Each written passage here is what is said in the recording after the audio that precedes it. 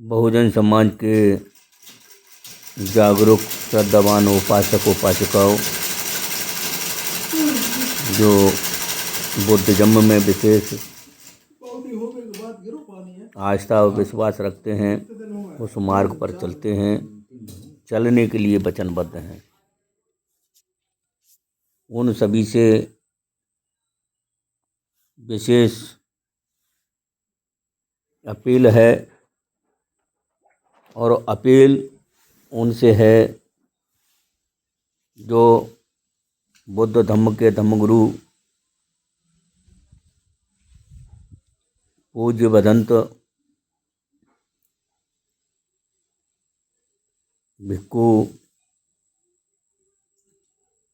श्रामणेर अनागरिक और भी जो उपोषित व्रत करने वाले हैं या फिर बाबा साहब अम्बेडकर, संत कबीर, संत रविदास, पेरियर रामास्वामी नायकर, संत गाडगे,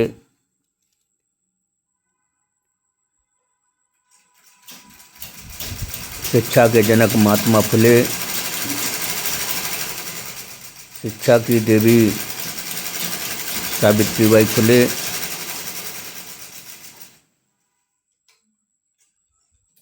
आदि के आदर्शवादी विचारों पर चलने वाले सभी श्रद्धावान साधक साधिकाओं से निवेदन है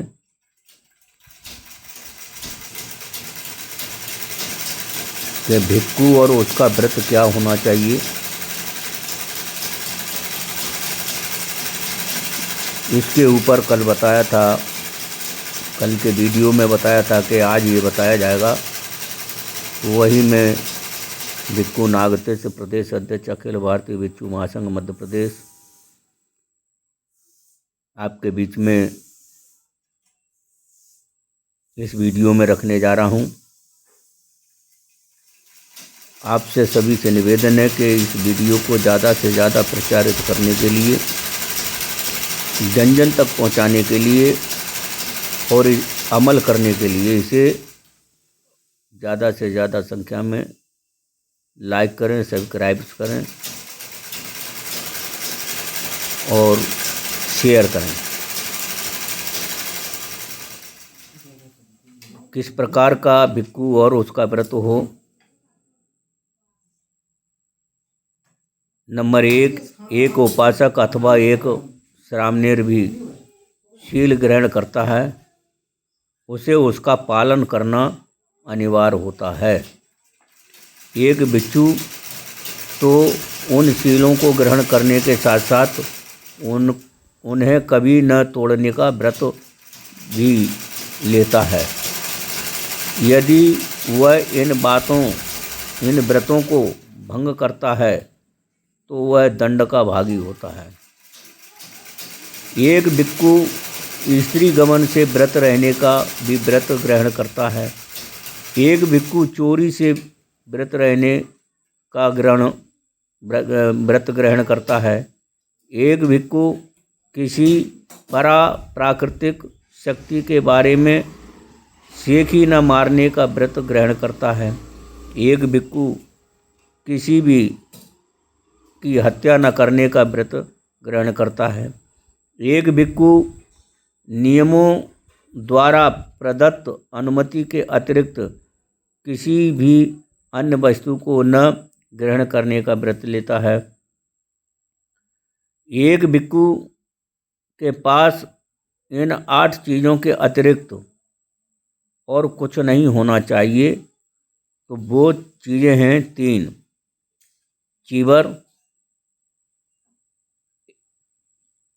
उत्तरासंग यानी ऊपर का वस्त्र, अंतर्वासक यानी अंदर का वस्त्र, संगाठी यानी सर्दी आदि में से बचाने के लिए दोहरी चादर, कमर का लपेटने की एक पेटी, भिक्षा पात्र, उस्तरा, रेजर, सुई, धागा, पानी छानने का कपड़ा,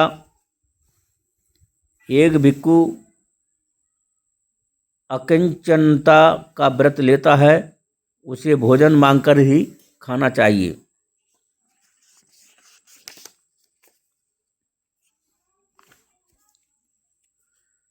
उसे एकाहारी या विकाल भोजन व्रत होना चाहिए। जहाँ संघ के लिए विहार न बने हों वहाँ उसे वृक्ष के नीचे ही रहना चाहिए। एक भिक्षु हर प्रकार की आज्ञा मानने का व्रत नहीं लेता। एक श्रामणेर से अपने श्रेष्ठों के प्रति बाह्य सम्मान और शिष्टाचार प्रदर्शन आदि की अपेक्षा की जाती है। उसकी अपनी मुक्ति और एक धम्मोपदेशक के रूप में उसकी उपयोगिता उसकी अपनी साधना, अपनी संस्कृति पर निर्भर करती है। उसे अपने से श्रेष्ठ भिक्षु की आज्ञा में नहीं रहना होता, बल्कि धम्म की आज्ञा में रहना होता है। उसका श्रेष्ठ न किसी पर प्राकृतिक प्रज्ञा का ही मालिक माना जाता है और न उसके पास कोई ऐसी ही समर्थ होती है जो उसे पाप मुक्त कर सके। वह अपने ही गुण बल पर खड़ा रहता है और अपने ही विकारों के पतन को प्राप्त होता है। इसके लिए उन्हें सोचने की स्वतंत्रता रहनी ही चाहिए। व्रतों के भंग होने से भिक्षु पराजिका का अपराधी बन जाता है। पराजिका का दोषी पाए जाने पर दंड के परिणाम स्वरूप उसे संघ से निकाल दिया जाता है। ये प्रत्येक भिक्षु को जान लेना चाहिए और इसके संबंध में उपासकों को भी समझ लेना चाहिए कि भिक्षु किस प्रकार के हैं। भिक्षु की पहचान होना चाहिए, हर एक को होना चाहिए। भिक्षु को भिक्षु की पहचान होना के साथ ही उपासकों को भी भिक्षु की पहचान होना अनिवार्य होता है। क्यों होना अनिवार्य है? क्योंकि आज की तारीख में, आज के समय में तमाम नकली भिक्षुओं को भी बना दिया जा रहा है और वो काम आरएसएस के द्वारा किया जा रहा है, ऐसे संगठनों के द्वारा किया जा रहा है कि जिससे भिक्षुओं का संग बदनाम हो, भिक्षुओं की बदनामी हो। ऐसे भिक्षुओं को प्रविष्ट भी किए जा रहे हैं और ऐसे कुछ भिक्षु लोग हैं जो इस काम को करने में लगे हैं। जैसे अखिल भारतीय भिक्षु महासंघ अपने काम में लगा है, उस काम को रोकने के लिए भी दूसरे संघ जो है दूसरे संघों के द्वारा ये काम किया जा रहा है। जैसे कौन सा काम किया जा रहा है कि जैसे साकेत नगरी जो संगाराम का बुद्ध विहार था, उस संगाराम के बुद्ध विहार को ऊपर राम मंदिर के निर्माण के लिए 2 करोड़ रुपए किसने दिए थे? वो भी एक कहने के लिए वो भिक्षु संघ है और उसके राष्ट्रीय अध्यक्ष हैं भदंत राहुल बोधी जी, जो श्रीलंका में काफ़ी लंबे समय तक रहे हैं। और उसके सेक्रेटरी है प्रज्ञादीप, जो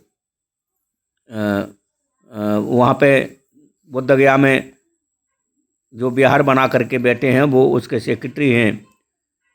और इन ऐसे ही संगठनों के द्वारा बुद्धगया की पवित्र भूमि से राम के मंदिर के निर्माण के लिए वहाँ से मिट्टी भेजी गई। हम अपनी ही धरती पर ये काम कर रहे हैं। वैसे ही सांची के अंतर्राष्ट्रीय हेरिटेज पर बुद्ध विहार के नीचे ही पीछे वहाँ पर हिंदू मंदिर का निर्माण हो गया। और हिंदू मंदिर का निर्माण कैसे हुआ? हिंदू मंदिर का निर्माण करवाने के लिए एक आरएसएस का व्यक्ति सांची के श्रीलंका की सोसाइटी के जो है मैनेजमेंट में वहाँ का मैनेजर है, उसी के पिताजी ने वो मंदिर बनाया और श्रीलंका की सोसाइटी ने उसको नहीं रोका, और यहाँ तक है उसको नहीं रोका भारतीय बौद्ध महासभा चंदू पाटिल ने, उसके विरुद्ध कोई कार्रवाई नहीं की। ऐसे लोगों से बचना होगा समाज को। कौन समाज में क्या कर रहा है? बाबा साहब डॉक्टर अम्बेडकर जयंती मैदान भोपाल में वो किसने लगवाया? जो सेट लगा है जिसमें दुर्गा और गणेश बैठता है, कौन ने लगवाया उसमें जयंती मैदान में? वो एक रामू गजबीय नाम का व्यक्ति है जो वहाँ से बीजेपी का पार्षद रहा है, और पारसनाथ गजबीय का भतीजा है, जो पारसनाथ गजबीय कभी भारतीय बौद्ध महासभा के प्रदेश अध्यक्ष हुआ करते थे। उनके संरक्षण में ऐसा काम खेले जा रहे हैं, ये काम किए जा रहे हैं। तो बुद्ध के धम्म को बढ़ाने का काम किया जा रहा है कि मिटाने का काम किया जा रहा है, ये सोचने के लिए बुद्धिजीवियों का काम है, पढ़े लिखे लोगों का काम है, जागरूक लोगों का काम है। हमारा काम आपके सामने सत्यता को लाने का काम है। अगर कोई ये कहता है कि ये भिक्खुओं को नहीं करना चाहिए, तो भिक्खु हम करना बंद कर देंगे। तो इस काम को आपको करना चाहिए कि धम्म की हानि हो रही है, धम्म का नुकसान हो रहा है, धम्म की क्षति हो रही है। और धम्म की क्षति कौन कर रहा है? धम्म की क्षति को वही लोग कर रहे हैं जो चीवरधारी हैं, जो चीवर में हैं, जो भारतीय बौद्ध महासभा हो या कोई भी सभा हो। इस तरह से बाबा साहब अम्बेडकर के नाम से संगठन चलाने वाले लोग ही इन धम्म को नष्ट करने का काम कर रहे हैं। उनसे बचने का काम भी करना चाहिए, ऐसी अपील आप सभी से की जाती है। और मेरी इन चीज़ों को जानो, समझो कि धरातल पर काम कौन कर रहा है। नकली फरेबबाजों से बचें। और अब अखिल भारतीय भिक्षु महासंघ मध्य प्रदेश में लाखों की तादाद में बौद्ध बनो महाअभियान चलाने जा रहा है।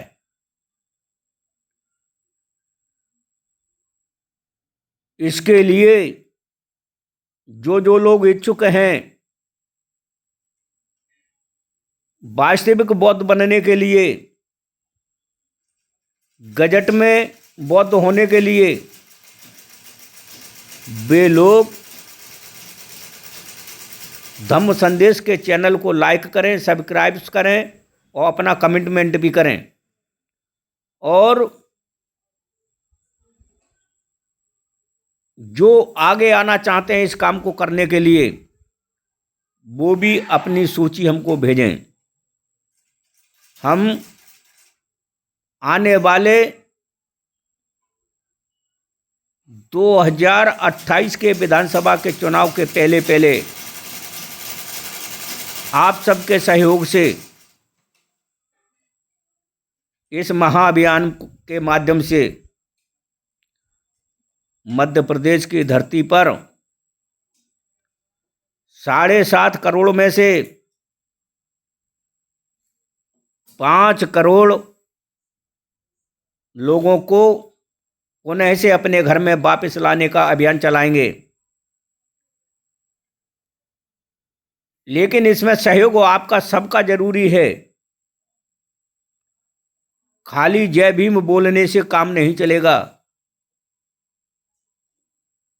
हमको रिकॉर्ड में बताना होगा, सरकार के रिकॉर्ड में बताना होगा, कलेक्टर को आवेदन देना होगा, और वहाँ का कलेक्टर की जिम्मेदारी है कि वो 60 दिन के अंदर में वो पूरी कार्रवाई करे और गजट में उन्हें पास कराए, और गजट में पास करवा करके उनको बौद्ध होने का प्रमाण पत्र भिक्षु महासंघ देगा। वो कलेक्टर तो सिर्फ अपना प्रमाण पत्र देने का काम करेगा, ये कलेक्टर की जिम्मेदारी होगी। तो हमारा निवेदन है कि प्रत्येक जिले में संवैधानिक रूप से बौद्ध बनने के लिए अभियान चलाएं और महापुरुषों के बताए हुए रास्ते पर चलें। जब संत गुरु रविदास ने भी कहा है जात को तोड़ने के लिए, जात जात में जात है जय कोयलन के पात, रैदास जोनो मानुष ना जुड़ सके तोनो जात न जात। ऐसी बातें जब संत गुरु रविदास ने कहा है, तो रविदास पंथी लोग आज जातियों के खजाने में क्यों चले जा रहे हो? जाति का नाम से संगठन बनाना माने यानी समाज को धोखा देना है। जाति के नाम से संगठनों को चलाना माने समाज को हम कमजोर कर रहे हैं और मनुवादी जो शक्तियां हैं, जिनको तुम मनुवादी कहते हो, जिन्हें तुम अपना विरोधी मानते हो, तुम उन्हीं विरोधियों को ताकत देने का काम कर रहे हो। सरकार के इशारों पर ये काम किए जा रहे हैं। अगर सरकार के इशारे पर ये काम नहीं किए जा रहे हैं तो हमें जातियां तोड़ने का काम करना चाहिए। महापुरुषों ने कहा है, कांशीराम ने भी जाति तोड़ो समाज जोड़ो आंदोलन चलाया, और महात्मा फुले ने भी चलाया, कबीर साहब ने चलाया, रैदास ने चलाया, सारे महापुरुषों ने चलाया। फिर हम अपने महापुरुषों की विचारधारा के विपरीत क्यों जा रहे हैं?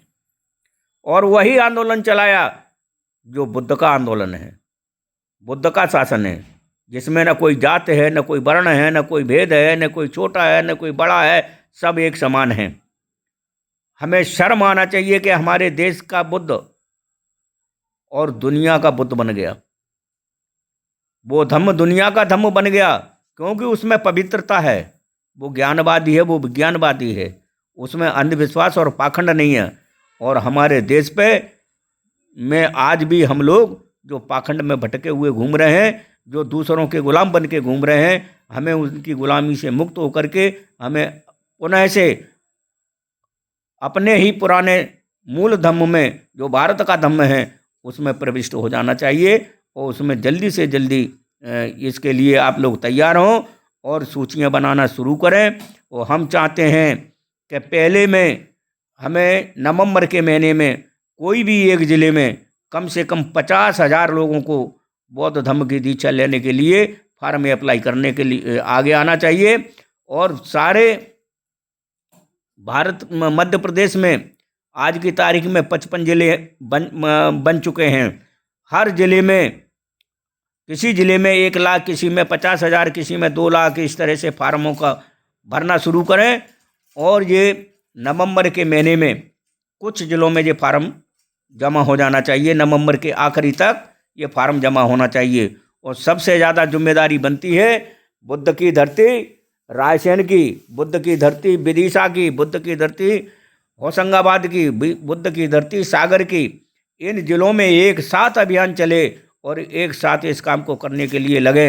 और जो लोग इसमें अग्रणी हैं, होना चाहते हैं, उन सभी संगठनों से हमारी अपील है, चाहे वो भारतीय बौद्ध महासभा हो, चाहे वो राष्ट्रीय बौद्ध महासभा हो, चाहे वो कोई और भी संगठन हो, चाहे वो भीम आर्मी हो, चाहे वो आज़ाद समाज पार्टी हो, चाहे वो बहुजन समाज पार्टी हो, जो महापुरुषों के नाम से चलाए जाने वाले संगठन हैं, उनसे मेरा विशेष रूप से आंदोलन में भाग लेने की अपील है कि आप लोग इस आंदोलन में कामयाब होने के लिए आप एड़ी चोटी एक लगा करके इस काम को करने में सहयोग प्रदान करेंगे।